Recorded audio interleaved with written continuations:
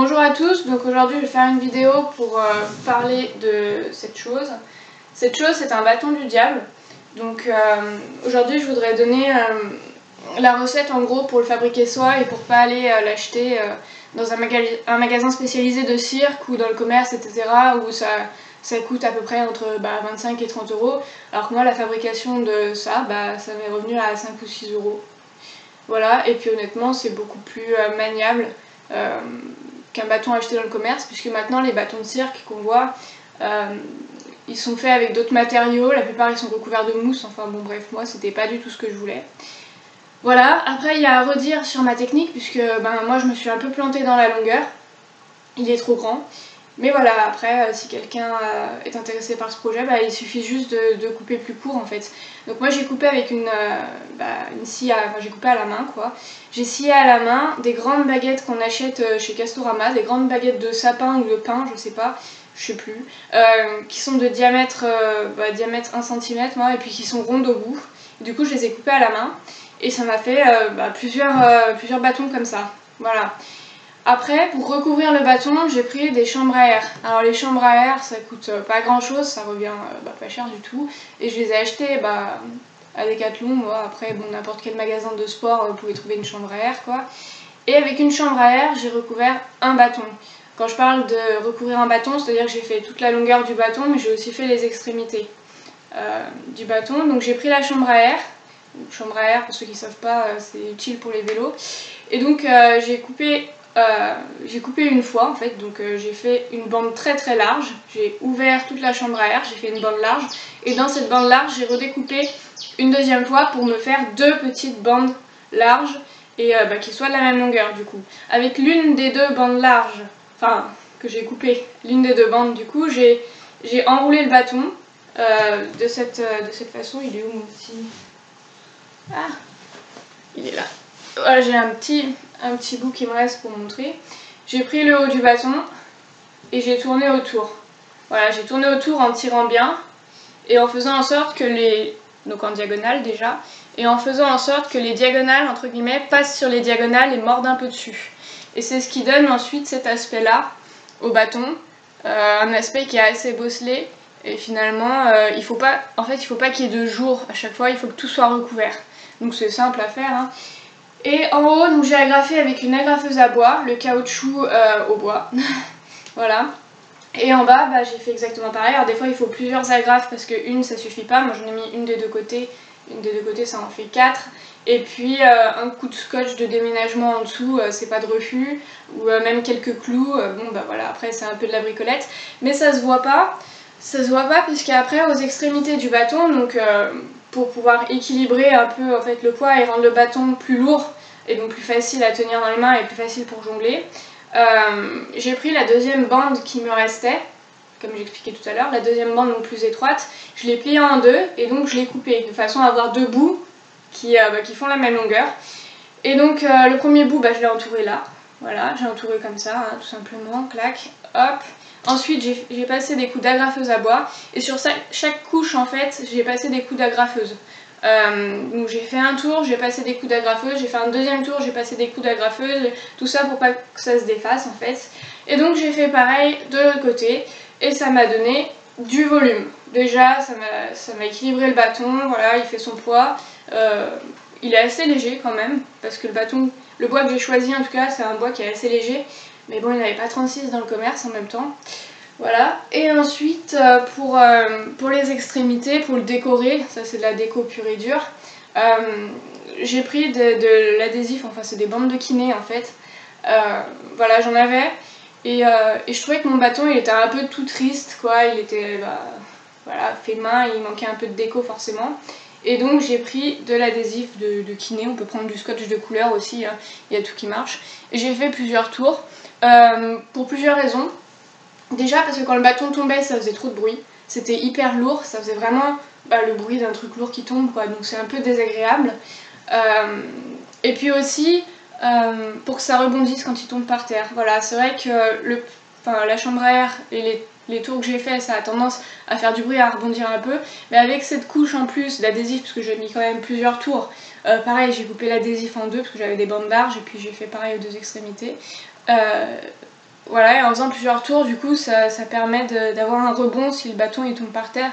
Donc, enfin un rebond, un léger rebond, mais ça fait moins de bruit, c'est plus agréable, et puis surtout au final, eh ben, c'est plus joli, et puis voilà. Après, comme j'ai dit au départ, moi je me suis un peu plantée sur la longueur.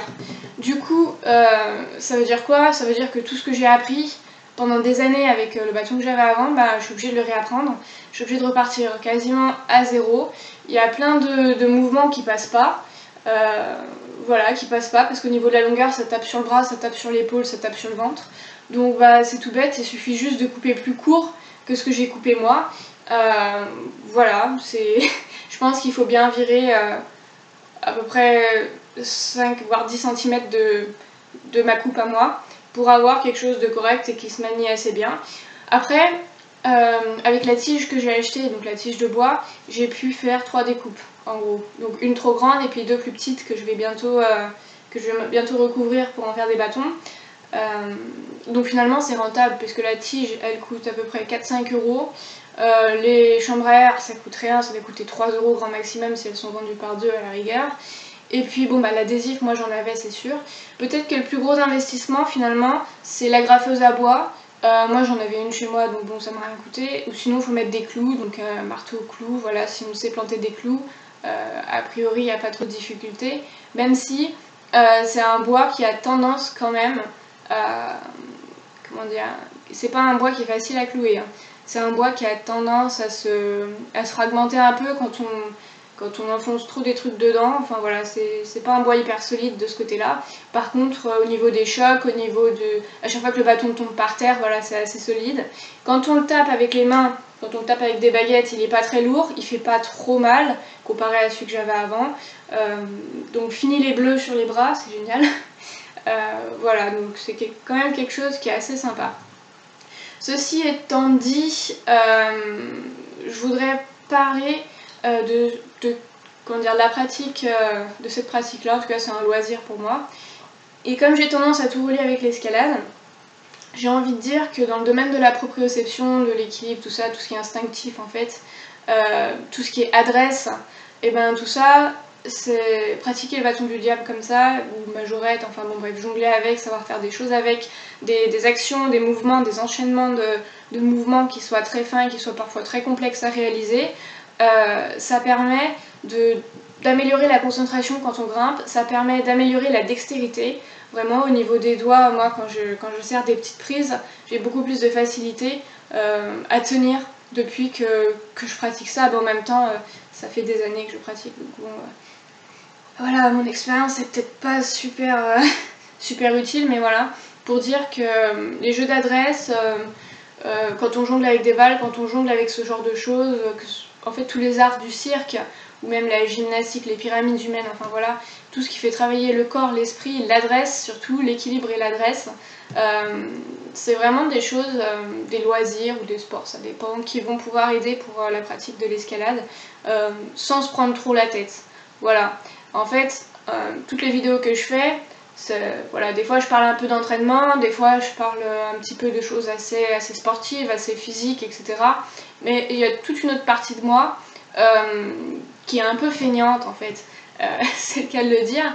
Et du coup moi je suis plus une artiste un peu contrariée, j'ai toujours été une artiste contrariée, je voulais faire une école d'art appliqué. Finalement je me suis tournée vers le sport parce que l'art appliqué ça passait pas trop dans ma famille. Voilà. Mais j'ai toujours été une artiste contrariée, j'ai toujours été une rêveuse, j'ai toujours été une fille un peu romantique, un peu une troubadour, sans dire d'être une bohème, quoi, sans dire d'être une bobo non plus, je le suis pas. Mais j'ai toujours eu ce côté-là hyper romantique, et ce côté surtout, je me fais plaisir en fait. Voilà, je me fais plaisir avant toute chose. Et donc, pratiquer le bâton du diable, pour moi, c'était pas une lubie, c'était pas pour être une originale, etc. C'est juste que j'ai ramené un souvenir d'Espagne, et c'était un bâton du diable. Et bon, pour moi, l'Espagne, c'est un pays qui me tient vraiment à cœur, puisque c'est le pays d'origine du père qui m'a élevée. Donc je porte d'ailleurs un nom espagnol, même si j'ai rien d'une espagnole. Mais c'est un pays qui me tenait à cœur, et du coup, avoir ramené un souvenir comme ça d'Espagne en France, ça a été un lien quelque part avec mes vacances, un lien avec l'histoire paternelle, un lien aussi avec... voilà, c'était quelque chose de profond pour moi, et donc pour moi c'était bien plus qu'une histoire de jungle, bien plus qu'une histoire de cirque, effectivement. Donc j'ai beaucoup utilisé en fait ce bâton du diable, et je l'emmenais vraiment de partout, à la montagne, dans les champs, dans les alpages, à 2000 mètres d'altitude, en randonnée, accroché au sac à dos, enfin bref, voilà, je me baladais vraiment avec, et je crois que il n'y a pas une seule fois où je suis partie en vacances sans l'emmener.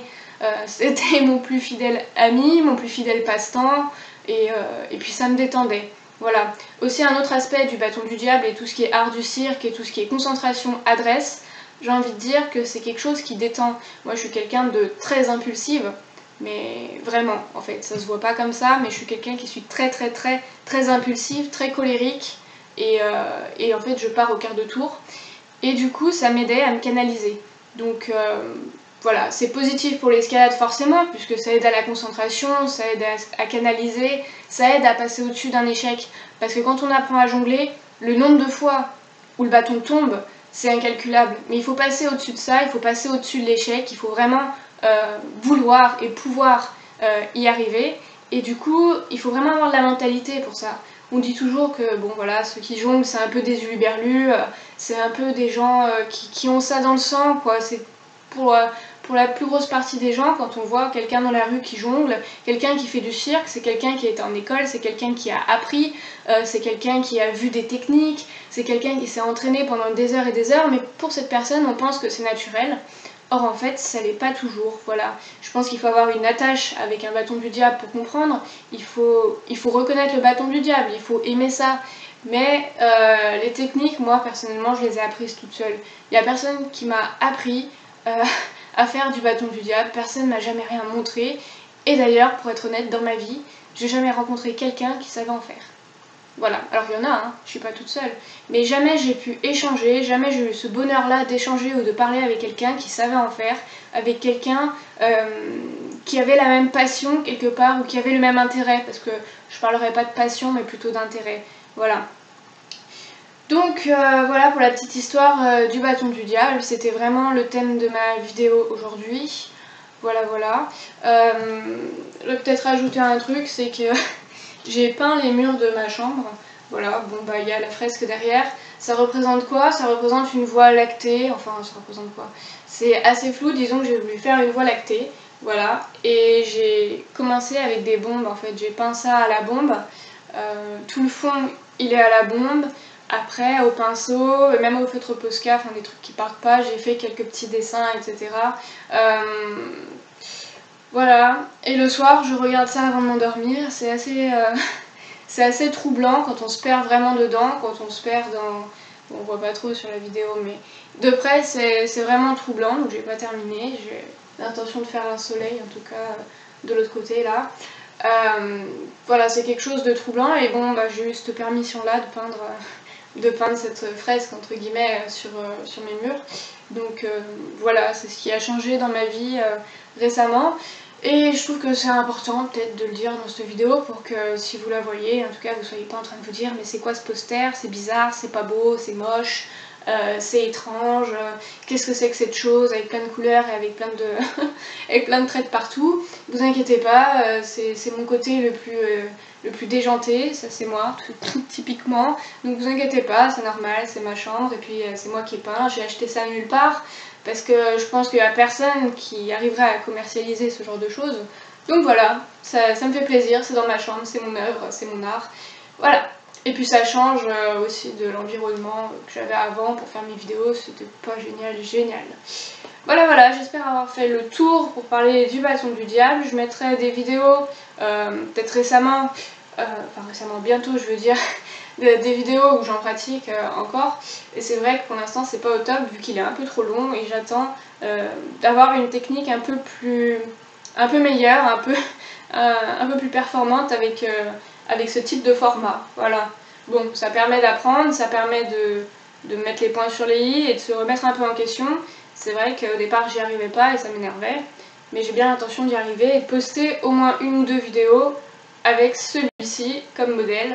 Voilà, avant de passer au plus petit, puisque j'en ai d'autres qui m'attendent dans le placard et qui sont plus petits. Voilà, bonne journée à tous, bisous à tous et bye bye.